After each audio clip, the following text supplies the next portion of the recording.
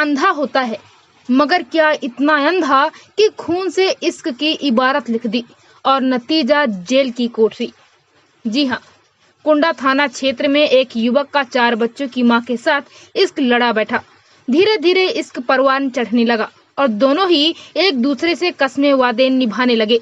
लेकिन लॉकडाउन में मजबूर ये दोनों प्रेमी झटपटाने लगे। सिर्फ फोन पर ही एक दूसरे से संपर्क में थे। तभी दोनों ने मिलकर घर से भागने की प्लानिंग कर ली। दोनों घर से भाग भी गए थे, लेकिन मुरादाबाद में पकड़े जाने पर दोनों वापस लौट आए। लौटने के बाद परिवार में हुई जिल्लत और मारपीट महिला बर्दाश्त नहीं कर पाई और बदला लेने के लिए प्रेमी को उकसा बैठी।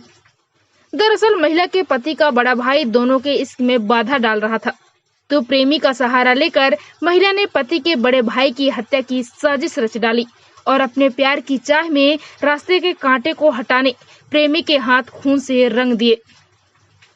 वहीं घटना के बाद परिजनों ने थाने में महिला और उसके प्रेमी के खिलाफ तहरीर देकर हत्या की आशंका जताई थी, जिस पर पुलिस ने जांच में इस बात की पुष्टि करते हुए दोनों प्रेमियों को गिरफ्तार कर लिया और जेल भेज दिया है। कि ये जो मृतक है उसके छोटा भाई जो है उसकी ये घरवाली है। इससे शादी जो है छोटे भाई से इसके तकरीबन 12 साल शादी को हो गए थे। इसके 4 बच्चे भी हैं। ये जो लेडी है सविता देवी, इसका प्रेम प्रसंग गांव का ही जो एक लड़का है जो कि इसके रिश्ते में गांव के नाते तहरे भाई उसका लड़का है, उसके साथ इसका तकरीबन 3 सालों से प्रेम प्रसंग चल रहा था। और इस प्रेम प्रसंग की जानकारी मृतक और तथा इसके जो लेडी है उसके पति को भी थी। तो लेडी के पति के द्वारा और जो मृतक चंद्रपाल है इसके द्वारा बार बार इसको टोका जाता था। 1-2 बार इनको रंगे हाथों भी पकड़ा गया था। तो मृतक के द्वारा टोका टाकी की गई क्योंकि इनकी बेइज्जती हो रही थी। उनके द्वारा इस लेडी को भी और मंजीत को काफ़ी समझाया गया, बातचीत भी की गई और कहासुनी भी हुई इनकी 1-2 बार। तो जब अभी आपने देखा कि लॉकडाउन लग गया था, उस दौरान इनका मिलना जुलना कुछ कम हो गया। तो अभी 13 तारीख को सविता देवी और मंजीत यहाँ से भागकर मुरादाबाद चले गए और इनकी जो है वहाँ जाकर शादी करने की योजना थी। वहाँ पर रेलवे स्टेशन पे वहाँ की जीआरपी पुलिस के द्वारा पकड़ा गया और इनके द्वारा जो है फिर बताया गया कि हम यहाँ घूमने आए हैं। अपने किसी रिश्तेदार से इनके द्वारा बात करवा दी गई। पुलिस को जब इनकी बातों पर यकीन हुआ तो उनके द्वारा इनको छोड़ दिया गया। फिर ये लोग वापस आ गए 14 तारीख को यहाँ।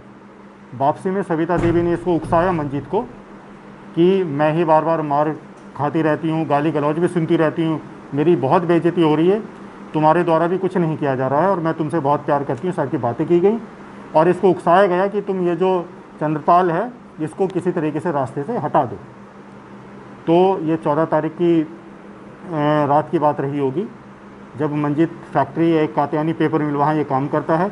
ये 6 बजे जो है शिफ्ट में काम करने गया और फैक्ट्री से रात को तकरीबन 10 बजे के आसपास ये चुपचाप फैक्ट्री से बाहर निकला और फिर जहाँ ये अपने घेर में चंद्रपाल जहाँ सो रहा था वहाँ जाकर इसके द्वारा जो ईंटों से जो है उसके दाएं सर के आसपास प्रहार किया गया, जिससे उनका कान भी कट गया और उनके मुंह से नाक से खून भी निकला और माथे पर भी चोट लगी है।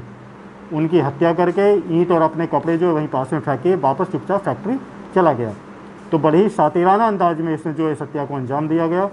जब पुलिस के द्वारा इससे पूछताछ की गई, सविता से पूछताछ की गई, इनके द्वारा अपना जुर्म जो है कबूल किया गया है। उसके बाद इनको हिरासत में लिया गया है और जो ईंट जो हत्या में प्रयुक्त इनके द्वारा की गई थी वो भी कब्जे पुलिस ले ली गई है और इनको अब जो है मेडिकल करवाने के उपरांत न्यायालय में पेश किया जा रहा है।